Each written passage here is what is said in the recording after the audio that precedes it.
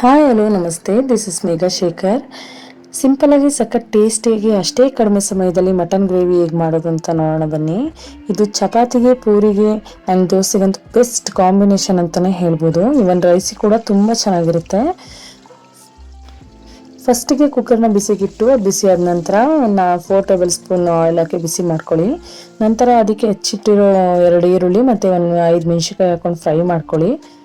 ಇತ್ತ ಜಾರಿಗೆ 1 ಈರುಳ್ಳಿ, ಸ್ವಲ್ಪ ಶುಂಠಿ, ಸ್ವಲ್ಪ ಬೆಳ್ಳುಳ್ಳಿ ಹಾಕ್ಕೊಂಡು ಪೇಸ್ಟ್ ಮಾಡಿಟ್ಕೊಳ್ಳಿ. ನಾನಿಲ್ಲಿ 3/4 kg ಮಟನ್ ತೊಗೊಂಡಿರೋದ್ರಿಂದ 1 ದೊಡ್ಡ ಸೈಜ್ ಈರುಳ್ಳಿ, 1 ಇಂಚ್ ಶುಂಠಿ, 1 10 ಬೆಳ್ಳುಳ್ಳಿ ತೊಗೊಳ್ತಾ ಇದ್ದೀನಿ.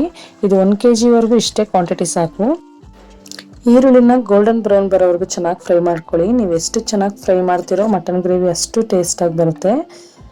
ಈರುಳ್ಳಿ ಎಲ್ಲ ಚೆನ್ನಾಗಿ ಫ್ರೈ ಆದಮೇಲೆ ರುಬ್ಬಿಟ್ಕೊಂಡಿರೋ ಪೇಸ್ಟ್ ಹಾಕಿ ಹಸಿ ಸ್ಮೆಲ್ ಹೋಗೋವರೆಗೂ ಚೆನ್ನಾಗಿ ಫ್ರೈ ಮಾಡ್ಕೊಳ್ಳಿ.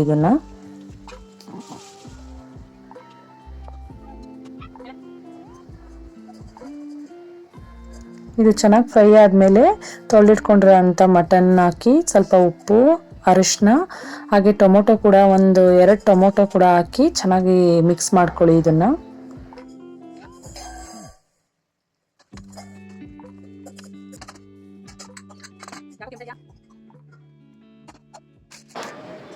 ಈ ಸೈಡ್ ಒಂದು ಬಾಂಡಿಗೆ 1 ಟೇಬಲ್ ಸ್ಪೂನ್ ಆಯಿಲ್ ಹಾಕಿ ಸ್ವಲ್ಪ ಬ್ಯಾಡಗಿ ಮೆಣಸಿನ್ಕಾಯಿ ಹಾಕಿ ಫ್ರೈ ಮಾಡಿ ಇಟ್ಕೊಳ್ತಾ ಇದ್ದೀನಿ. ಇದ್ಯಾಕೆ ಅಂದರೆ ಮಟನ್ ಗ್ರೇವಿ ಸ್ವಲ್ಪ ಕಲರ್ ಬರೋದಕ್ಕೆ ನಾನು ಬೇರೆ ಪೌಡ್ರ್ ಯಾವುದೂ ಯೂಸ್ ಮಾಡಲ್ಲ. ಸೊ ಮನೇಲೇ ಇನ್ಸ್ಟಂಟಾಗಿ ಮಾಡ್ಕೊಳ್ತೀನಿ. ಯಾಕೆಂದರೆ ನಾರ್ಮಲ್ ಪೌಡ್ರು ಹಾಕಿದ್ರೆ, ಚಿಲ್ಲಿ ಪೌಡ್ರ್ ಹಾಕಿದ್ರೆ ಅಷ್ಟು ಕಲರ್ ಬರಲ್ಲ. ಯಾಕೆಂದರೆ ಸ್ವಲ್ಪ ರೆಡ್ಡಿಶ್ ಇದ್ರೆ ಚೆನ್ನಾಗಿರುತ್ತೆ ಅಂತೇಳಿ ಬ್ಯಾಡಗಿ ಮೆಣಸಿನ್ಕಾಯಿನ ಸ್ವಲ್ಪ ಎಣ್ಣೆಲಿ ಫ್ರೈ ಮಾಡಿ ಪೇಸ್ಟ್ ಮಾಡಿ ಹಾಕ್ಕೊಳ್ತೀನಿ ನಾನು. ತುಂಬ ಚೆನ್ನಾಗಿ ಕಲರ್ ಬರುತ್ತೆ. ಹಾಗೆ ಟೇಸ್ಟು ಕೂಡ ಇನ್ಸ್ಟಂಟಾಗಿ ಮಾಡ್ಕೊಳ್ಳೋದ್ರಿಂದ ಟೇಸ್ಟು ಕೂಡ ಚೆನ್ನಾಗಿರುತ್ತೆ.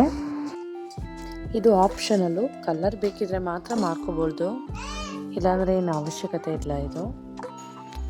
ಈಗ ಮಟನ್ದೆಲ್ಲ ಹಸಿ ಸ್ಮೆಲ್ ಹೋದ್ಮೇಲೆ ಇದಕ್ಕೆ 2 ಸ್ಪೂನ್ ಅಚ್ಕಾರದ ಪುಡಿ, 2 ಸ್ಪೂನ್ ಧನಿಯಾ ಪುಡಿ, ಸ್ವಲ್ಪ ಗರಂ ಮಸಾಲ ಹಾಕಿ ಚೆನ್ನಾಗಿ ಮಿಕ್ಸ್ ಮಾಡ್ಕೊಳ್ಳಿ. ಮತ್ತು ರುಬ್ಬಿಟ್ಟಿರೋ ಪೇಸ್ಟ್, ಬ್ಯಾಡಗಿ ಮೆಣಸಿನ್ಕಾಯಿ ಪೇಸ್ಟ್ ಕೂಡ ಹಾಕಿ ಚೆನ್ನಾಗಿ ಮಿಕ್ಸ್ ಮಾಡ್ಕೊಳ್ಳಿ.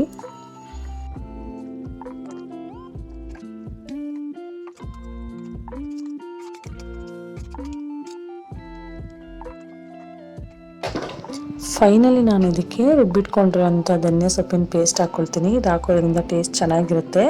ಹಾಗೆ ಉಪ್ಪು ಕೂಡ ಹಾಕ್ಕೊಳ್ತೀನಿ. ಎಷ್ಟು ಬೇಕೋ ಅಷ್ಟು ನೋಡಿ ಹಾಕ್ಕೊಳ್ಬೇಕು. ಯಾಕೆಂದರೆ ಫಸ್ಟಿಗೆ ನಾವು ಮಟನ್ ಹಾಕುವಾಗ ಉಪ್ಪು ಹಾಕಿರೋದ್ರಿಂದ ಇದಕ್ಕೆ ನಾನು ಯಾವುದೇ ಥರ ನೀರು ಆ್ಯಡ್ ಮಾಡಲ್ಲ. ಯಾಕಂದರೆ ಸ್ವಲ್ಪ ಗ್ರೇವಿ ತಿಕ್ಕಾಗಿರಲಿ ಅಂತೇಳಿ. ಫೈನಲಿ ಲಿಡ್ ಕ್ಲೋಸ್ ಮಾಡಿ 5 ವಿಷಲ್ ಹೊಡೆಸ್ಕೊಳ್ತೀನಿ. ವಿಷಲ್ ಕೂಡ ಬಿಟ್ಟಿದೆ ನೋಡಿ, ಕಲರ್ ಎಷ್ಟು ಚೆನ್ನಾಗಿ ಬಂದಿದೆ. ತುಂಬ ಕಡಿಮೆ ಸಮಯದಲ್ಲಿ ಮಾಡ್ಬೋದಾದಂಥ ರೆಸಿಪಿ ಇದು. ಟೇಸ್ಟ್ ಕೂಡ ತುಂಬ ಚೆನ್ನಾಗಿರುತ್ತೆ. ಇದು ದೋಸೆಗಂತೂ ಬೆಸ್ಟ್ ಕಾಂಬಿನೇಷನ್ನು. ಮಟನ್ ಕೂಡ ಚೆನ್ನಾಗಿ ಬಂದಿದೆ. 5 ವಿಷಲ್ ಉಡಿಸ್ಕೊಂಡಿದ್ದೀನಿ ನಾನು.